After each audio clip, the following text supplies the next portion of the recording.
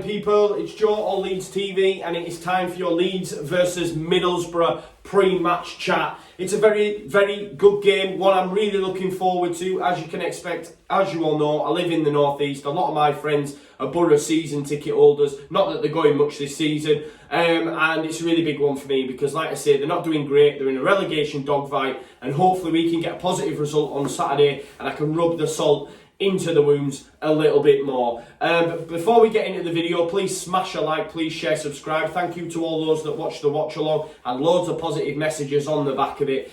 People really enjoyed it, so hopefully we'll be doing that again soon. Watch this space. We'll hopefully be doing a group one very, very soon. So let's get into the video then. As you all know now, the Whites will be looking to go 8 games unbeaten in the division as we welcome former ex-player Jonathan Woodgate's Middlesbrough back to Ellen Road. Yeah, really looking forward to the game. As I say, things are not going really well for Middlesbrough. Things are not going well for Jonathan Woodgate. I speak to my friends on the daily. Some of the things he's been saying in press conferences, I'm sure you've heard the excerpts. I think there was one on Square Ball the other day, how he spoke about the league table lying and all this sort of stuff. And he's very much got still a player mentality when dealing with the media. I don't think he's very media friendly in that respect. Well, that's what I'm told by my friends anyway. I don't take a massive interest in them day to day as I do Leeds United, but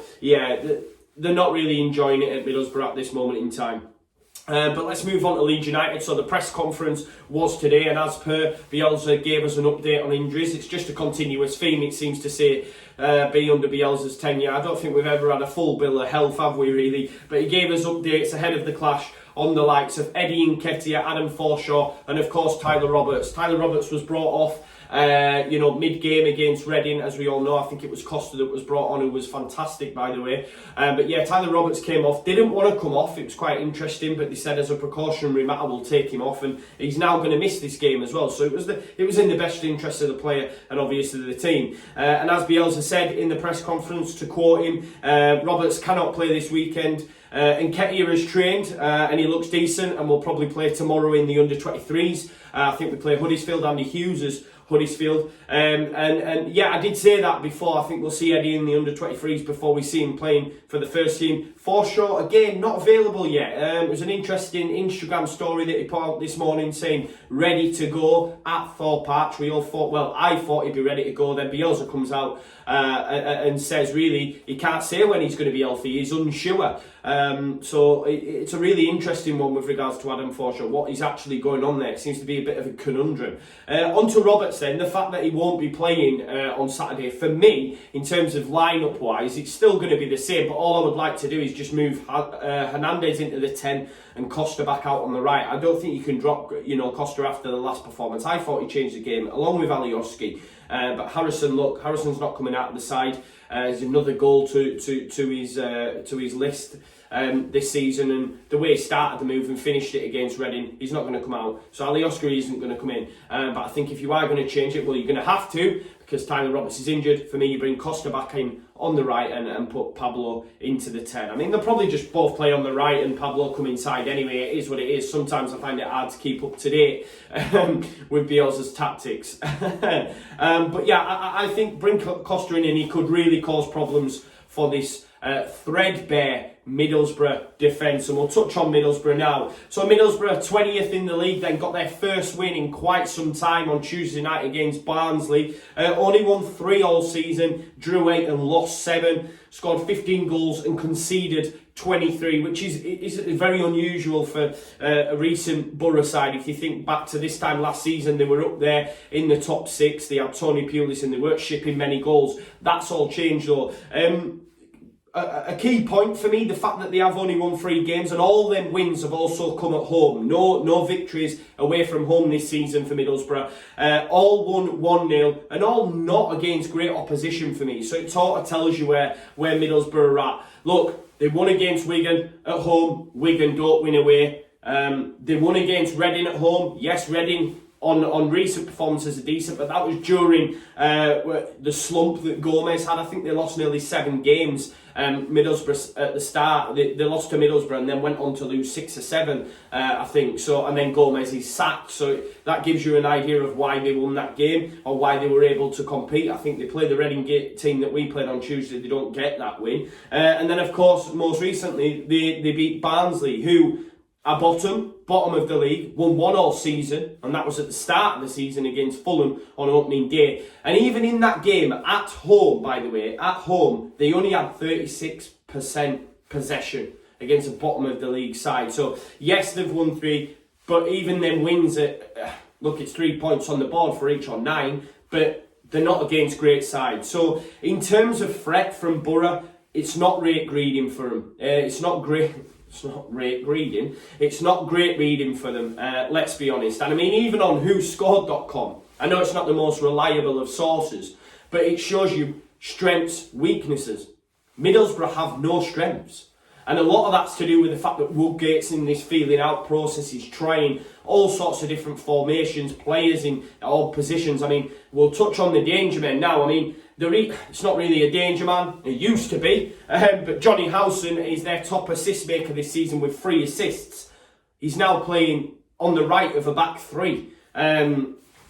Crazy, I know. Sombalonga then, he has 6 goals and a couple of assists, but other than that, there's not really any sort of numbers to shout home about. I do like Lewis Wing, plucked from non-league. I know a lot of my friends speak glowingly about Lewis Wing, and of course he scored that lovely goal against us at the Riverside last season when KP scored an equaliser in about the 120th minute, whatever it was, and when Jack Clark was knocking back the Red Bulls. But speaking to a friend today, he's not been getting rave reviews this season. My mate said he lacks pace. It's like he's lost a yard of pace. So there's another interesting one. But they do have the likes of Tavernier, etc. to call upon. I think George Saville might be back for the game as well after suspension. On to the game then. Like I say, Leeds United are undefeated in their last 6 home matches against Middlesbrough. So in the last 6 at home against Boro, we've not been beat, and that's in all competitions. Of course, we're 8 games unbeaten as well, and have won 4 on the bounce. Heavily favourites for me to win 5, and fingers crossed that will happen. Boro as well are without key experienced championship personnel. George Friend out, Ryan Shotton out, and of course for me, on his day, one of the best goalkeepers in this division, Randolph, is also out, which is a massive plus from Leeds United's perspective. Last time out as well, injuries to Dick Steele, I believe his name is, right back, although my mate said, to be fair, that he's been absolutely gash. And of course, Paddy McNair as well has picked up a knock. And I think he's played the most times for Boro this season, so he's going to be a loss. And they really are down to the bare bones. I think of the left wing back, they've got a young lad who they've blooded into the squad, and then I think also the lad who came on for Dick Steele, he's also a youth player as well. So it's going to be a bit of a baptism of fire for them wing backs when you think of the players that we have at our disposal. And I honestly, and I mean this with the best intentions, and it's probably famous last words, but I can't see how Boro can cause us problems. If this was a Tony Pulis Boro, I'd be worried. But it just doesn't seem to be going for Jonathan Woodgate. And for me, if we score early, the floodgates could open. I genuinely believe that. And I think, look, Bamford scores. Bamford's bound to score. And I think he even celebrates as well, and maybe gives a bit back to the Boro fans. And if I'm being totally honest, I would love that to happen. I'm not going to lie. And look, I'm going to go out and say Leeds United win this game 3-0. I think if we score in that first half, genuinely, I think the floodgates could open. It's not very good reading for Boro, as I've touched on. They've got key personnel out, especially in the defensive areas. And of course, Randolph's an excellent keeper. And then, as I said, they've only won 3 all season, and they've all come at home. And Ellen Road's a bit of a fortress for us at the moment. And when you've won 4 games on the bounce and consider that we're 8 games unbeaten, I just can't see past the Leeds United win. And fingers crossed that will happen. And I did say we were going a bit of a run after Birmingham, and we've continued to do that. I said I'd reevaluate when we get to Huddersfield, and let's have a look at that next batch of games. So I do think the games, this Saturday will end with a win, and then we'll assess where we're at. But look, we have a nice 5-point cushion over third now. I don't care where we finish as long as it's in that top 2. Do you understand? I don't care about winning the league as long as we're in that top 2. And we have a 5-point gap on Fulham, and hopefully we can extend that gap on Saturday, and I think we will. And I'm going to go for a Leeds United 3-0 win with Paddy Bamford getting the first goal. And I'm going to stick some money on that as well, because I believe it's going to happen. But thank you so much for tuning in, guys. Let me know what you guys think in the comments. Let me know if you see Boro posing any threats to us and what they may be. But it's been a pleasure as always. I'll leave you now, and hopefully I'll see you Saturday. Leeds, Leeds, Leeds.